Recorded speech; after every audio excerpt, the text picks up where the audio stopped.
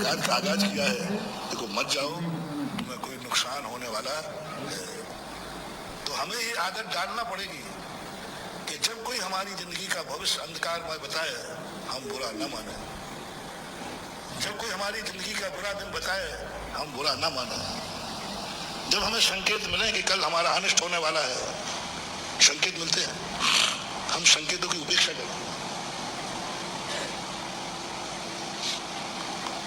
तुम चाहते नहीं हो, इसलिए तुम्हें संकेत नहीं मिलते, दुर्घटना हो जाती, क्योंकि तुम चाहते नहीं हो। तुम नहीं चाहते हो कोई मेरे सामने खाली बर्तन लेके निकले, नहीं चाहते हो कि बिल्ली रास्ता काटे, नहीं चाहते हो काना मेरे सामने आए।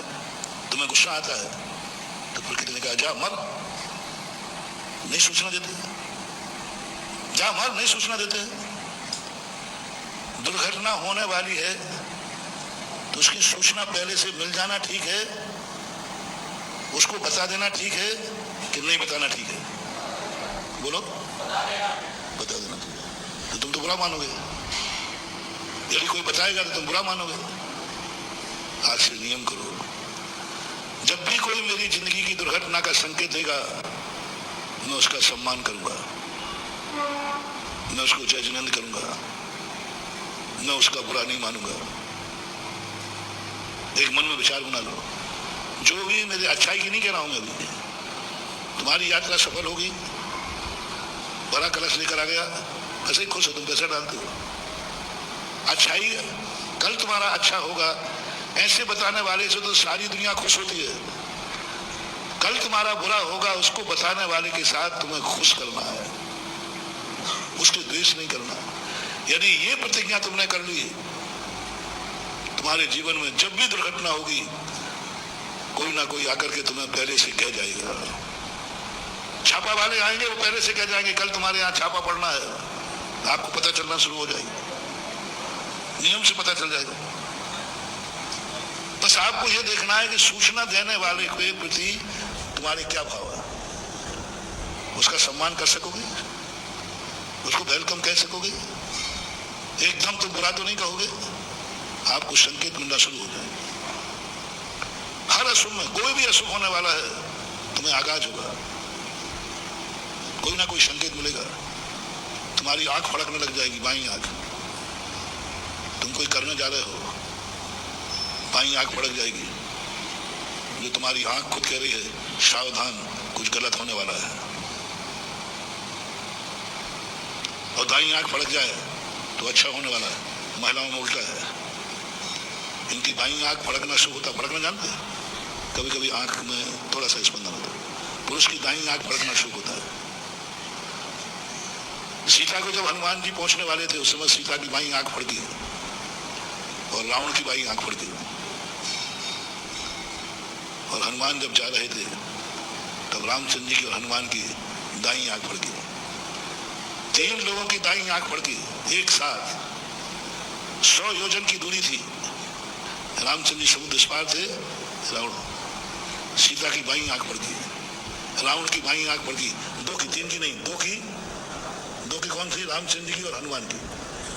जब रामचंद्र जी से हनुमान विदा होने लगे, रामचंद्र जी की दाईं आंख फड़की, संकेत दिया आंख ने कि रामचंद्र जी तुम सफल हो जाओगे, सीता का पता ही हनुमान लगा के आएगा। और हनुमान जी को भी पता नहीं था कि मैं पता लगा के आऊंगा, वो तो जा रहे थे। उनकी दाईं आंख ने बता दिया, हनुमान जी तुम अपने कार्य में सफल। उधर रावण की बाईं आंख फड़की, इस बात का संकेत है कि तुम्हें निपटाने वाला आ रहा है। क्या ये प्रकृति के संबंध है? बिना वायरलेस के वायरलेस, बिना फोन के फोन। कितना गजब का कंसेप्ट है इस सृष्टि का, कितना गजब का। कहां रावण, कहां राम, कहां संकेत, और एक साथ एक समय में। रामचंद्र जी कहते कुछ शुभ होने वाला है, उधर रावण कहता है कुछ अशुभ होने वाला है। रावण ज्ञानी तो था ही। कितना सिद्धांत है,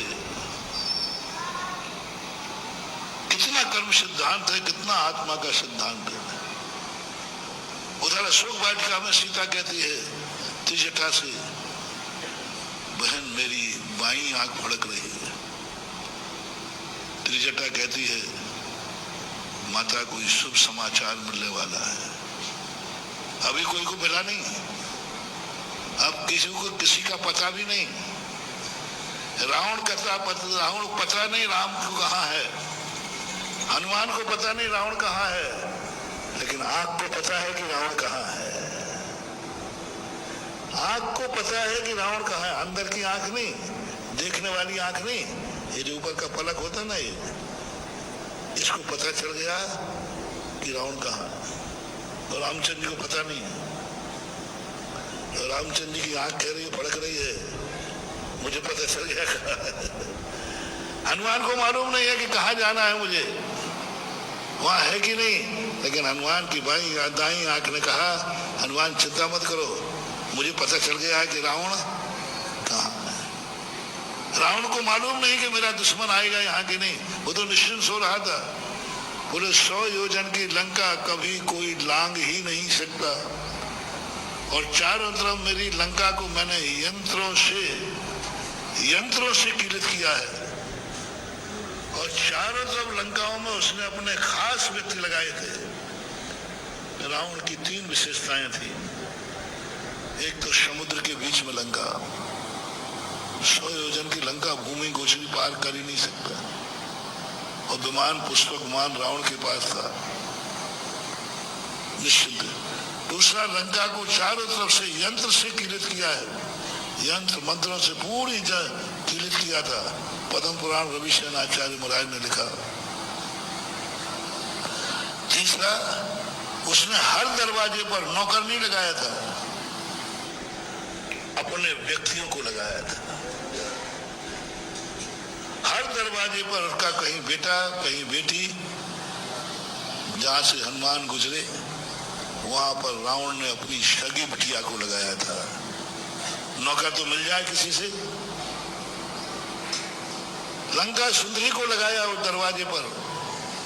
बेटी ध्यान रखना, नौकरों पर भरोसा नहीं करना, चौकीदार को भरोसा नहीं करना। रावण कहता कौन आ सकता है मेरा, लेकिन रावण की बाई आंख कह रही है, अरे दुष्ट, तेरे विनाश का समय, तुझे मालूम नहीं है कि कौन दुश्मन आने वाला है। रावण की आंख को पता चलेगा कि दुश्मन चल चुका है,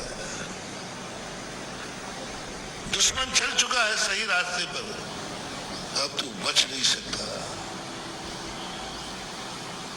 सीता भी बेचारी यह सोच के बैठी थी कि जहां मुझे रावण ने रखा है, यहां तक तो रामचंद्र जी आ ही नहीं सकते, क्योंकि 100 योजन की लंका और 100 योजन का समुद्र, यंत्रों से कीलित, और पहरेदार लगे हैं उनके घर के विश्वसनीय, आ ही नहीं सकता।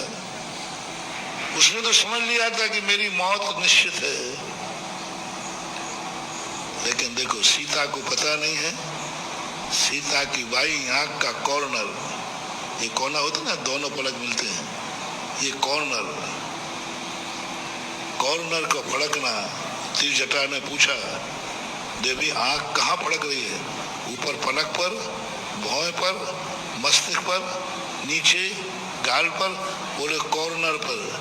त्रिजटा ने कह दिया, तुम्हारा कोई हितैषी चल चुका है कहीं से। अब देखो, आंख को पता चल गया, दिमाग को पता नहीं चला, ज्ञान को पता नहीं चला, और ये आंख को पता चल गया। और जब सबको मालूम चला तो ज्ञानी व्यक्ति तो चेत गया, रावण क्रोध में आ गया। वो आंख को मसलने लगा, हे आंख तो, अरे भाई खुशी बना कि तुझे कम से कम सौगात पहले से मिल रही। अपना शरीर कोई भी दुर्घटना हो महानुभाव, प्रकृति संकेत देती है। अपने शरीर में संकेत मिलते हैं, अपन कदर नहीं करते उसकी, क्या हमेशा संकेत देता है। कभी भी सडनली कोई भी दुर्घटना नहीं होती, उसका कोई ना कोई सिस्टम पहले से है, अपन ज्ञान नहीं कर पाते, अपन जानते नहीं है, लेकिन सिस्टम है। कैसे मरना है अपनी सब लकीरों में लिखा हुआ है, अपन पढ़ नहीं पा रहे। हमारी पूरी जिंदगी किस्मत इस नाखून में लिखी है, पूरी जिंदगी किस्मत इस पूरे में लिखी है। यानी शरीर में इतने स्थानों पर हमारी किस्मत लिखी है, दिमाग पे ललाट पर हमारी किस्मत लिखी है, आंख के आकार में हमारी किस्मत लिखी है, नाक पर हमारी किस्मत लिखी है, जिह्वा पर हमारी किस्मत लिखी है, कान के आकार में हमारी किस्मत लिखी है, गर्दन पर हमारी किस्मत लिखी है, सीने पे छाती पे हमारी किस्मत लिखी है, नाभि पर हमारी किस्मत लिखी है, पीठ पर हमारी किस्मत लिखी है, जंघाओं में किस्मत लिखी है, घुटनों में किस्मत लिखी है, पैरों में किस्मत लिखी है, उंगलियों में किस्मत लिखी है, और गजब तो ये है हमारे बालों में भी हमारी किस्मत लिखी है। एक छिद्र में से 2 बाल निकल रहे हैं कि 3 निकल रहे हैं कि 1 निकल रहे हैं, बता देगा। बाल होते ना अपने शरीर में, अब एक छिद्र में कभी कभी 2 बाल होते हैं, एक साथ 2 बाल निकल रहे हैं, जो सचारी बता देगा तुम्हारी किस्मत क्या है। एक बाल निकल रहा है, बता देगा। बाल कड़े हैं कि मुलायम है, बता देगा कि इसकी जिंदगी क्या है।